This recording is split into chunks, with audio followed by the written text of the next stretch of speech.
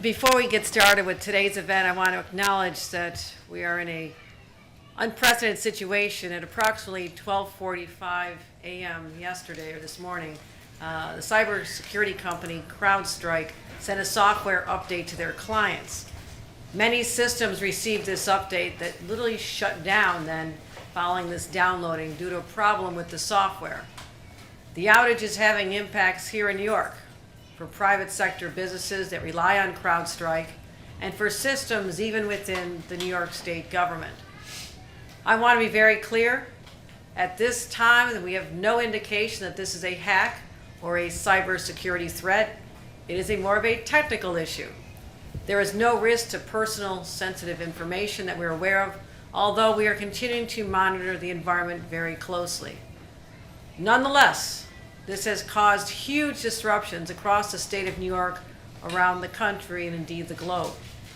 CrowdStrike has publicly said that they're aware of the issue and they're working to resolve it, and they have shared a fix to the problem, and our teams are working as quickly as possible to implement the fix.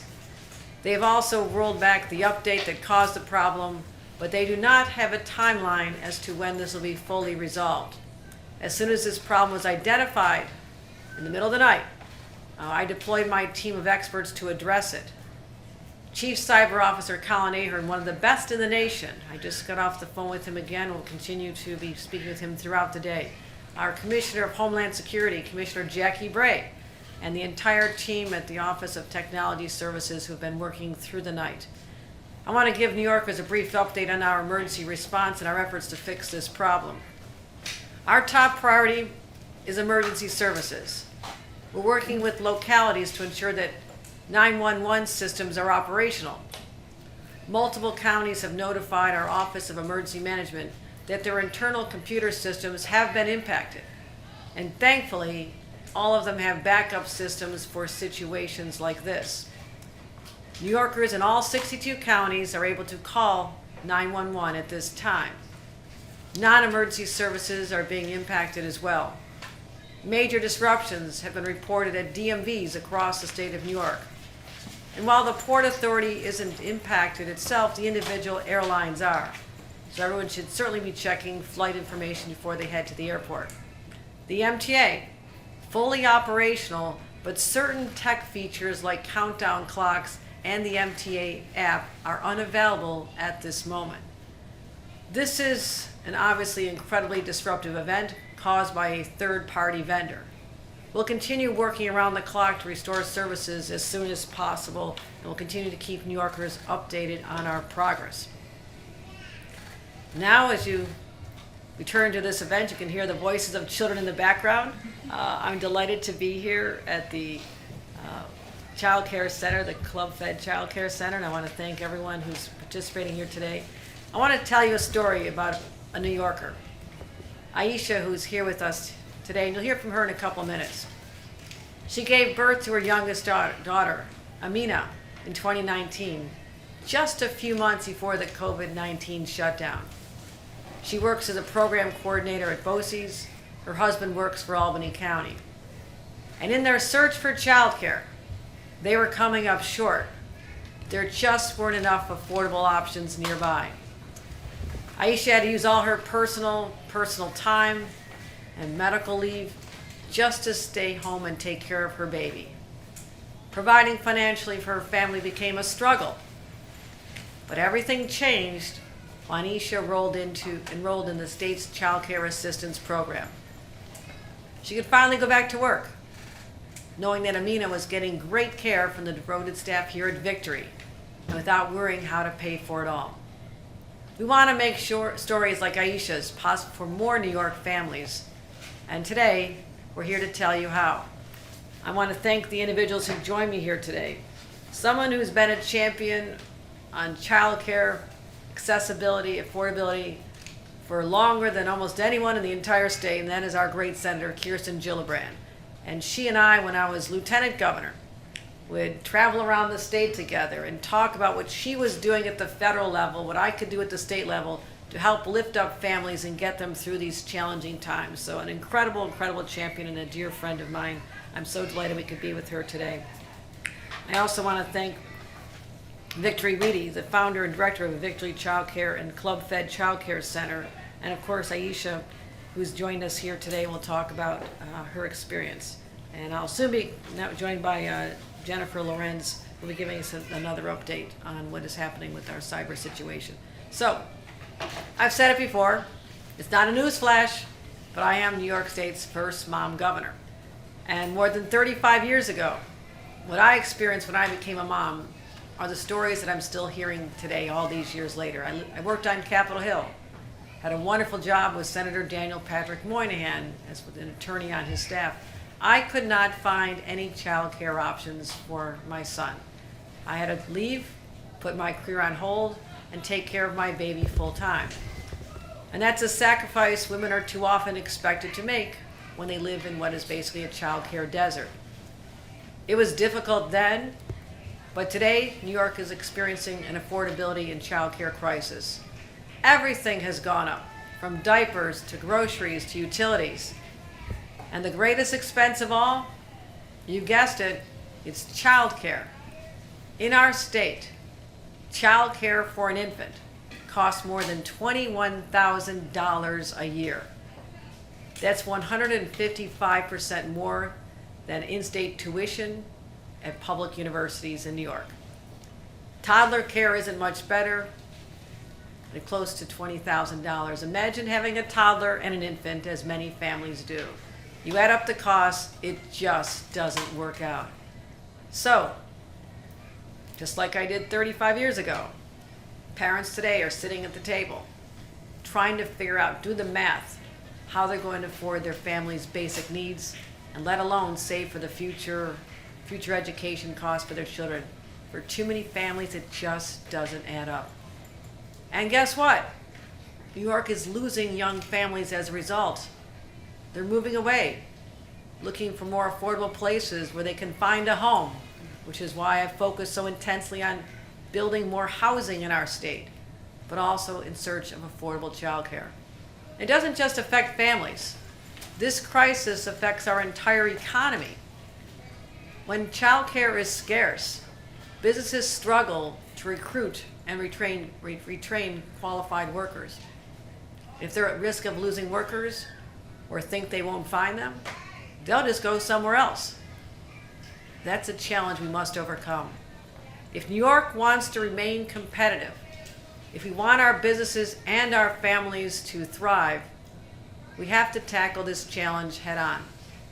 And that's why, as governor, I've committed over $7 billion over 4 years for affordable child care.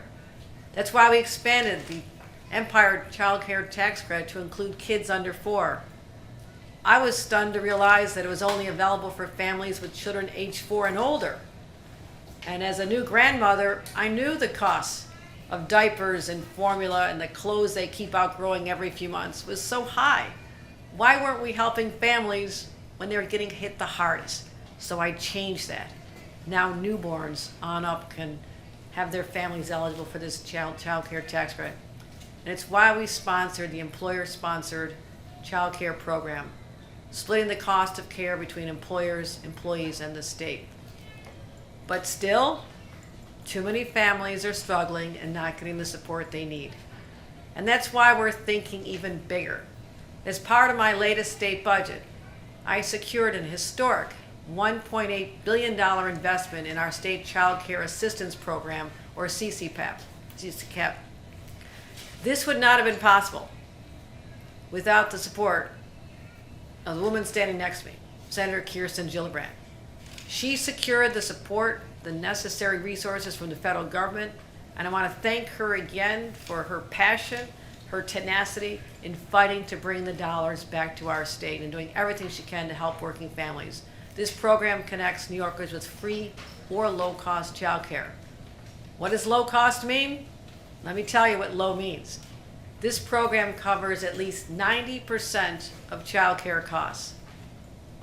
Let me repeat that. This program covers 90% of childcare costs for families earning up to 85% of the state median income. What does that mean? For a family of 4 earning $108,000 or less, that family will pay no more than $15 a week, saving them thousands and thousands of dollars every year. The state child care assistance program already serves 100,000 families across New York, and it's making a powerful impact on the lives of those kids and parents. But we have more work to do. There are hundreds of thousands of more families across the state who may be eligible for this program, and we need to reach right now. And we need to make finding and using these resources much more simple. Working parents don't have the time to navigate the bureaucracy, go to in-person appointments, fill out endless forms. They have families to take care of. And that's why today I'm proud to launch the state's child care application portal. This new online platform allows families to check their eligibility, apply for assistance, and find child care providers to fit their needs without having to take the time and go through mountains of paperwork as had been the case in the past. The entire process takes about 10 minutes from start to finish. We had a pilot program. New York City and Schenectady counties families can already apply online. And starting today, the rest of New York State can join in as well. Now we want to make sure people know where to go. Here's the access to it. Make sure you check the website over here. If you're a working parent, go to the website, ny.gov/childcare. This is what we're talking about, getting this information out. Starting today, we'll be distributing palm cards throughout the state with all the information they need and making sure that they have access to this important resource that'll save them so much time. We're collaborating with pediatricians, obstetricians, social service providers to connect families with these as well. Or scan the QR code on the palm card and be directed right to the portal. It could not be easier. So that's what we're doing. Why? By creating these amazing benefits, and New Yorkers don't know about them or how to access them, then our job is far from over. We won't rest until every eligible family has the support they need. We want New York to be a place where parents can pursue their dreams and their children can thrive.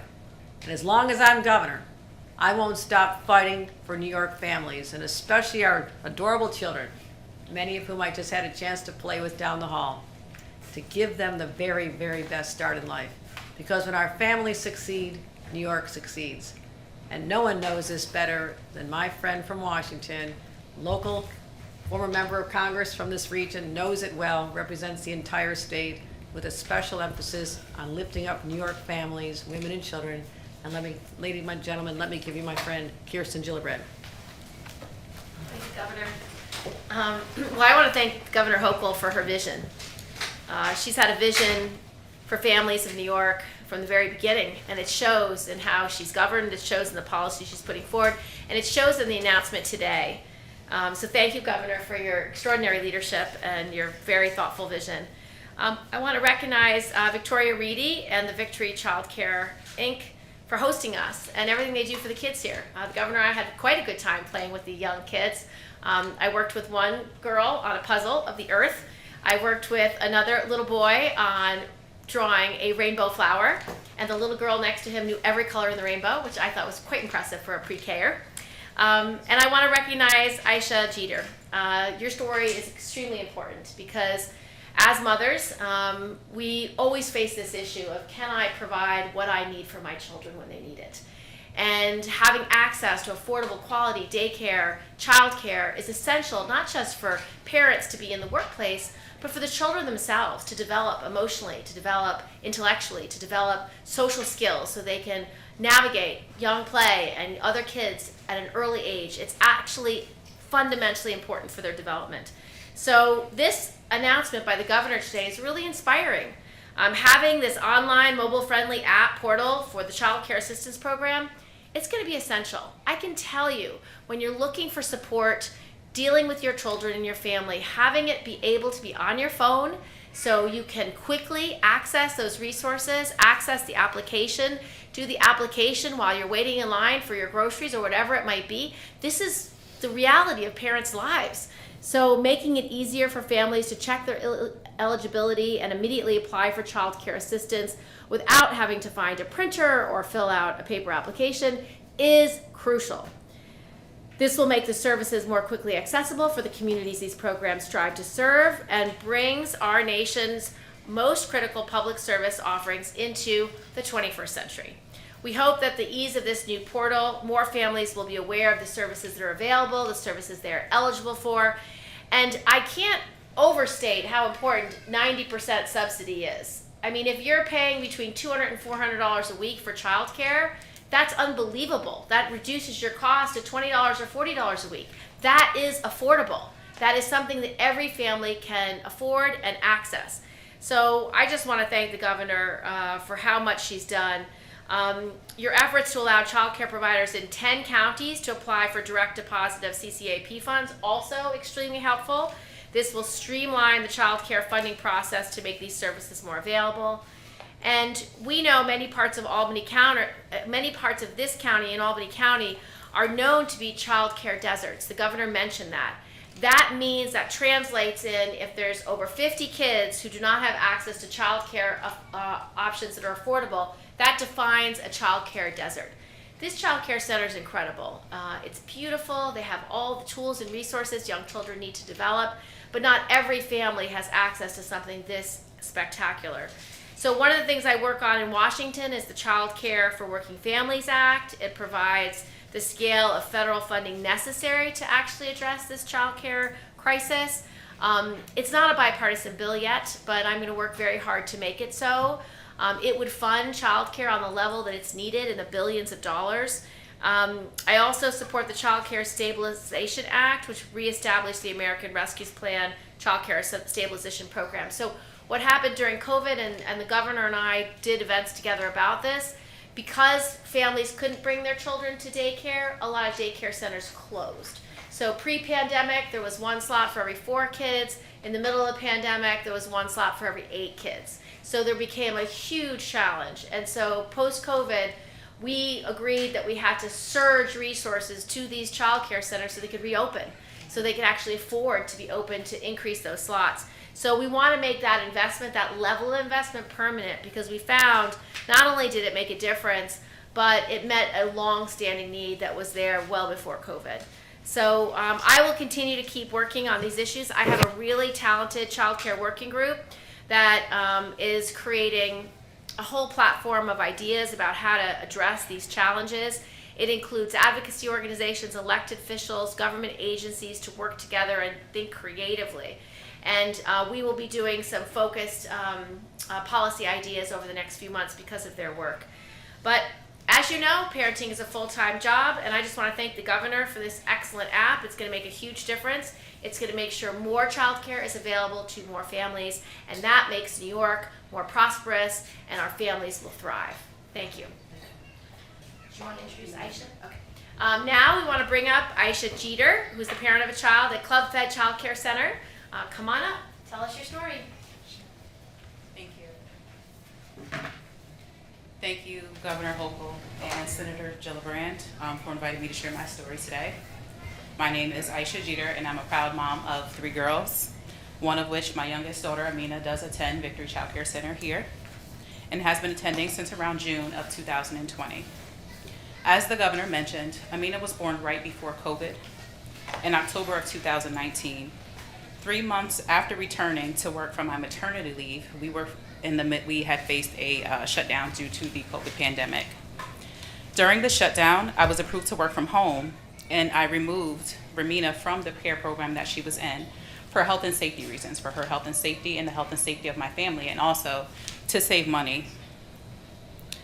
During that time, those uncertain times, eventually I was mandated to return to work in person in July of 2020 and was faced with the hard decision to have to find childcare for my daughter in the middle of the COVID pandemic. It was a very difficult decision. It was a very difficult decision and very hard to find childcare, as they both mentioned, to find childcare during that time. Her previous spot was no longer available. My husband and I could not find quality programming that would fit our needs and worked with our budget, but desperately needed childcare, or else I would be forced to resign from my position.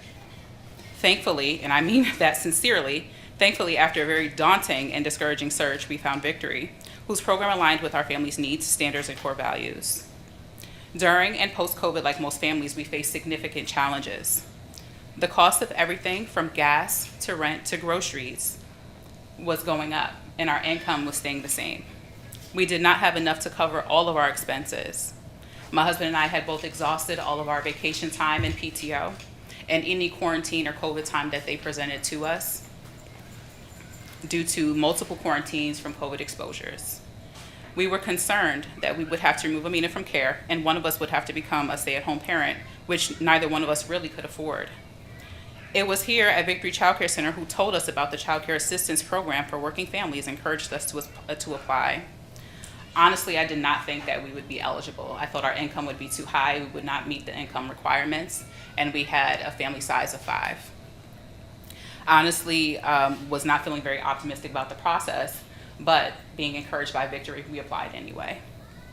We enrolled right away, and I'm so glad that we did, because now we pay just around $50 each month for Amina's care, which is a tremendous relief on our budget. Being able to bring our little one to Victory, knowing she is comfortable and safe, and without worrying about how we were going to pay for it, has made a huge difference in our lives. That being said, the new applicant and renewal application process was somewhat challenging. It was not necessarily difficult, but not efficient. There was a lot of paperwork and a lot of bureaucracy to navigate even during the renewal period. So I know firsthand that this new online portal is going to be a game changer for working families. Working families who can now access benefits and enrollment information without the headaches of navigating, having to make phone calls, emails, appointments, very difficult when you're working full-time with raising kids. Now, families can have access to this benefits and enrollment information without these headaches by navigating to ny.gov/childcare. I also want to say not to assume, like I did, that you're not eligible because you have a 2-income household. If we had not been encouraged by Victory to apply despite our income, we would have missed out on this benefit. Without Victory or the assistance of the Child Care Assistance Program, I truly don't know how we would manage, even to this day. I appreciate Victory and staff for being dedicated, caring, and passionate leaders, especially during COVID. It has been a tremendous blessing to my family, and we are grateful for the partnership in growing our intelligent, well-rounded, and confident child that is beyond ready for kindergarten. Thank you, Governor Hochul. Thank you for championing this program. I'm excited for the opportunity for more working families to take advantage of the financial relief that it provides. And thank you, Senator Gillibrand, for your leadership in Washington. Thank you both for everything you do to support working families, especially my family, who benefited from this program across New York State. Thank you. Well said. All right, so while we have the Senator and Aisha here, do we have any on-topic questions about childcare? Go ahead, Tom.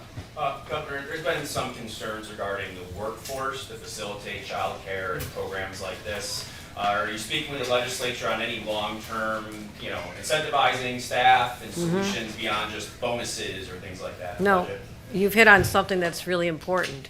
We can provide the subsidies to make it more affordable for families to go. We can help the facilities themselves get back on their feet as we have been. But if we don't have the workers, it doesn't work at all. So we have incentives in place. We're going to continue working with the legislature on what that looks like. We're having the same challenges in the healthcare space. And so bonuses is always a start, but also making sure that wages are enough to attract people to go into this field when at a particular time when fast food wages are very high and this becomes a challenge of where people are going to work. So it is something that is top of mind for us on how to solve that, working with the legislature. Good question. Anything else on childcare? Governor, the Senator, you had those stark stats about the number of slots versus the number of children.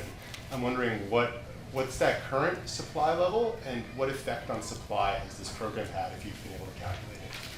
Well, this was a program that, again, a lot of people only didn't know about it. Only 100,000 families have taken advantage of it. And to me, that is not a successful program. We are jump-starting this initiative. I would like to be with you 1 year from now and say we've doubled at least the number of families who are taking advantage of this, and awareness is everything. Your reporting on this and getting this out there is an important tool for us to use. So we can get you statistics on how many families in addition to the 100,000 are taking advantage of it, but also, a facility like this, which has over, where's Victory, 100,000, over 125 students a day, 125, they have a wait list of 400. That is a challenge. And you look at what we're doing as part of our economic development strategy. Since I was lieutenant governor and going around the state talking to businesses under the umbrella of the Empire State Development's REDCs, I have said that providing childcare should be part of a tool to help our workforce. And that's why a place like Micron, getting the incentives they're getting, bringing 50,000 jobs to New York State, our earliest conversations were, we need you to build a childcare facility on site.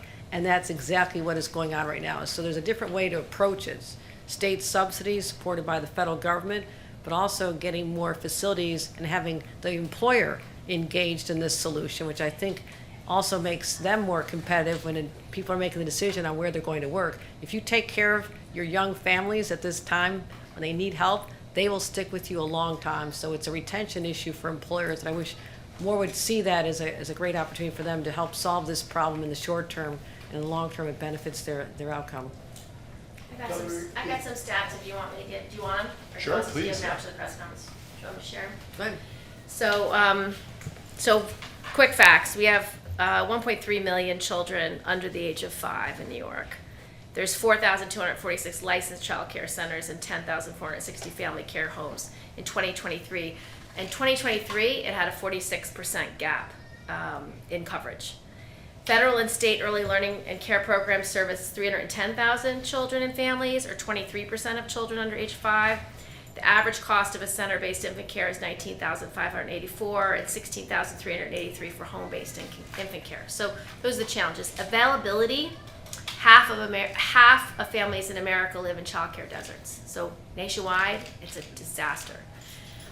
New York, 64% of families reside in child care deserts, and it's mostly rural areas. So for example, we have pretty good coverage in places like Manhattan, Nassau, Westchester counties, but if you look at a place like Herkimer County or Mohawk County, really few. And in those most rural counties, there's one slot for every 9 kids that need it. So it's a chronic problem, and so that's why the governor has tried so many things, and a lot of it's working. So her workforce challenges, that workforce retention grant program last summer that she started putting up and running, these grants provided eligible providers with recruitment funding and bonuses for nearly 14,000 providers across the state, so that's real money. We are trying to pass a lot of legislation in the Senate. Again, it's not very bipartisan. We're trying to make some of it slightly bipartisan. That's why I focus so much on flipping the House and holding the Senate so we could actually vote on some of these things. But some of the bills that I'm working on, like Head Start for Our Future Act, would create a robust pipeline for college-educated students to enter the early childhood workforce. The workforce pay is so low. Like an early educator might receive like $35,000 a year, but a kindergarten teacher $65,000 a year. So there's this huge gap between the early childhood educator and the kindergarten. And so my goal is to bring them all into coverage by these teaching salaries and teacher unions. So my goal is to bring them in and to have the representation that they need to get a fair wage. Now, last point on this, if we have to then pay our child care workers even more, the cost of offering child care for infants is going to go up. So that requires the federal government to offer a much bigger subsidy. So one of the points that the governor and I share is that this is the cost of our economy. If you don't have affordable daycare, Aisha can't be at work. If she's not at work, she's not paying taxes, she's not paying into her Social Security. So it's a drag on the economy. So it's the federal government's responsibility to invest in childcare as the basic infrastructure that it is so that people can go to work, because it's not affordable. The folks who work here get paid very little. They're already doing so much with so little. So if we want to be able to have more affordability, the federal government's going to need to do their fair share and actually support childcare. It's one of the biggest issues that I care about in the presidential, in the Senate, and in the House. And it's not really bipartisan right now. So I'm working very hard to get it to be more bipartisan so we can pass some meaningful legislation. Because you can't have a growing economy without childcare. And that's why this event and the governor being here is so important, because we're shining a spotlight on the need. And she's doing great things in New York, and I hope the federal government can match those efforts. Yeah, Senator, I know President Biden has talked about that, and that is one of the reasons that he's made the case for Democrats in this election. I'm going to transition to an off-topic, but I'm not on-topic here for off-topic. We're not It's your doing off-topic. No, but I'm wondering, do you believe that President Biden is the best person on the top of the Yes. ticket to help you get Democrats in I control do. for this? So President Biden's done an amazing job in working on a bipartisan basis to get meaningful things done. And not only our big bipartisan infrastructure bill that's funding every huge project in upstate New York and downstate New York, the CHIPS bill that's putting in Micron, we're going to have a huge investment in the Hudson Valley, I mean, jobs being generated. It's his leadership style that allows people to come together to do these common sense things. And I think he's a great president. I think he's a great presidential candidate. He will defeat Trump. He will kick his butt. And we are all in. And this is a clear choice about what we stand for and what the Republican Party stands for. And I feel very confident that President Biden will be the one to make the investments in childcare part of his long-term economic and infrastructure plan. Because just as Aisha's story tells us, she can't go to work if she doesn't have affordable quality daycare for her kids. And that's true for every parent in America. All right, hold on. Recognizing the hunger for hot topics, we have Jennifer Lorenz, who's the Deputy Chief Information Officer. Senator, you mentioned Mohawk County. You come out. All right, hold on. You had Mohawk County. Hold on. Mohawk County. So what were you referring to? It's a childcare desert. It's a childcare desert. There's no Yep, Mohawk all right. County. Where's, No, Herkimer and what's it? Mohawk Valley. Yes. Okay, There we go. no Sorry. problem. Yeah. I just read it wrong. Thank you. Okay. So now that we Senator, I did have have, a question. hold on, about- Rob, hold on.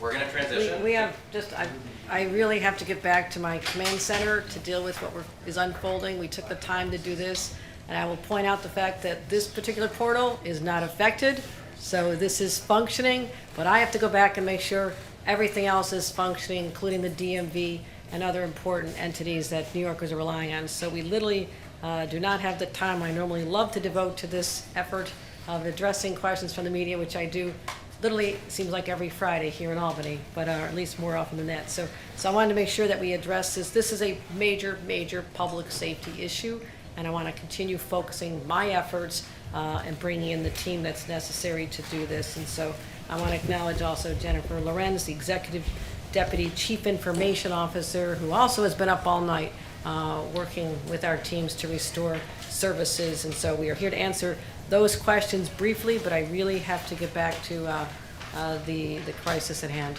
Governor, do you have a sense in terms of emergency services and safety, hospital systems and any impact on patients or care in that regard that's been a result of this? Yes, this has had a widespread impact on hospital systems as well, financial institutions, banks. So our immediate outreach goes right to the hospitals. Most have backup systems, but also backup systems are also not technology-based, they're based on people. Now, there was a time when we functioned with people, whether it's answering 911 calls or addressing patients. So it may go more to hospital billing systems that are affected right now as opposed to directly patient care. Any other cyber questions? Any updates? Yes, we are making progress. Thank you, Governor, for your support. We have teams working since this morning with the Governor's Office and Department of Homeland Security and Emergency Services. We take this very seriously. We have the full support to engage all of our staff as well as whoever else we need to assist. We do have some services being restored. We are working closely with the third-party vendor and other vendors that are impacted. Again, it's a global issue, so we continue to operate, and I appreciate this conversation. Thank you. Thank you. And also, I will tell you, it's early yet as we examine the scope of impact on state services. But as someone who's familiar with DMVs, for example, if someone's registration was supposed to expire today, or their license, or their inspection, that's just one example that there'll be maximum flexibility granted by the state of New York, so no New Yorker is penalized as a result of something that is vastly out of their control and out of our control, and we are trying very hard to get it under control. Anything else? Right. Governor, I had a question about your, what the press conference was about. Senator Gillibrand mentioned central New York as a problem where there were some areas that didn't have the coverage. What about western New York, Buffalo area, having been in that area? What's the situation like there for childcare? I wouldn't define it as a desert, but there are wait lists. Back when I was lieutenant governor, I visited many sites, and the number one thing we can do right now is to let more families know the availability of these services, but we also had to provide direct subsidies to childcare facilities, especially after the pandemic, to get them back on their feet. So we can get you numbers on what the wait lists are and then what the amount of coverage is, but the efforts of publications like the Buffalo News and others, hopefully across the state, will let people know, go ahead and print this. My name is not on it, so don't worry about it. Go ahead and print this and let people see that I would love these numbers to go up dramatically, because that's how we're starting to make a real difference. All right, thanks everybody. Thanks, everybody. Governor, why haven't flags been lowered for Corey Comator yet? We were looking at that for the day of the funeral. Is the funeral? Yeah, we always do it the day of the funeral. Okay. Yeah, I had already talked about that for the funeral. When's the funeral? You gotta find out when the funeral is. We're on it, Governor. Okay. I said the day of the funeral. Clearly, the day of the funeral has not occurred. Okay, thank you. Governor, Thanks, good night. everybody. We're gonna go.